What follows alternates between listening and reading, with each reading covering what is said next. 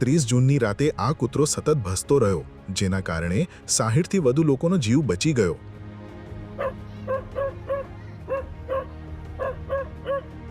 30 જૂનની રાતે હિમાચલ પ્રદેશના મંડી જિલ્લામાં વાદળ ફાટ્યું, જ્યાં સિયાઠી ગામે એક કૂતરાના ભસવાના કારણે 60 કરતાં વધુ લોકો બચી ગયા. મધરાતે નિરાંતે ઊંઘી રહેલા આખા ગામને અંદાજો પણ નહોતો કે એવી વિનાશક આફત આવવાની છે જે તેમની ઘરવખરી, પરિવાર સહિત આખા મકાનો તાણી જશે. પણ ઘરના ભોંય તળિયે સૂઈ રહેલા કૂતરાને અંદાજો આવી ગયો અને તેણે રાતના 12 વાગે ભસવાનું શરૂ કર્યું. આનાથી તેનો માલિક જાગી ગયો, જેણે પોતાના પરિવાર અને ઘણા પાડોશીઓને જગાડ્યા અને ઘણા લોકોનો જીવ બચાવ્યો. 30 तारीख को रात को 12:30 बजे के बीच इतनी बारिश हो रही थी हद से ज़्यादा. जो मैंने घर में अपना एक छोटा सा डॉग पाल के रखा था, इतनी ज़ोर ज़ोर से आवाज़ें निकाल रहा था. जैसे मेरी नींद खुली तो मैं जब घर से बाहर निकला तो घर इतनी बारिश पड़ी थी कि बाहर निकला तो पानी पानी था.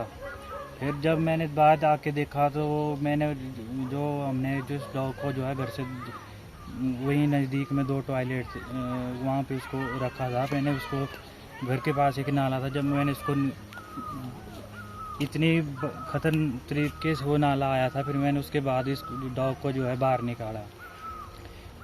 डॉग को बाहर निकाला तो ये मेरे पीछे पीछे आके घर के नीचे वाले फ्लोर में आके बैठ गया. फिर मैं अपने घर की दूसरी मंजिल पे चला गया. वहाँ मैंने अपनी फैमिली को देखा तो फैमिली को देखने के बाद घर के चारों ओर देखा कि कहीं ऊपर से भी तो कुछ हो तो नहीं रहा. जब मैंने देखा तो मेरे घर के साथ में ही को जितना घर की लंबाई थी वहाँ पे एक लंबी लाइन चली गई जो कम से कम 2 फुट की थी. मैंने जल्दी से अपनी फैमिली को बाहर निकाला और उनको अपने दादा दादी के घर ले गया.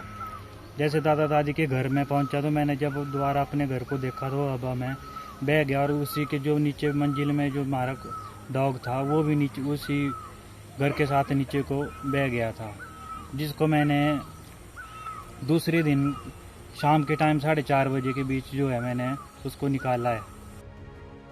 માન્યામાં નહીં આવે, પણ જેવા આ લોકો ત્યાંથી ખસી ગયા એના બાદ આખું ગામ તણાઈ ગયું. હવે ગામમાં કેટલાક ઘરો જ બચ્યા છે. ત્યારે આ અબોલ જીવના આ એક ઉપકાર માટે તેનો માલિક જ નહીં પણ આખું ગામ સદાયના માટે તેનું ઋણી રહેશે.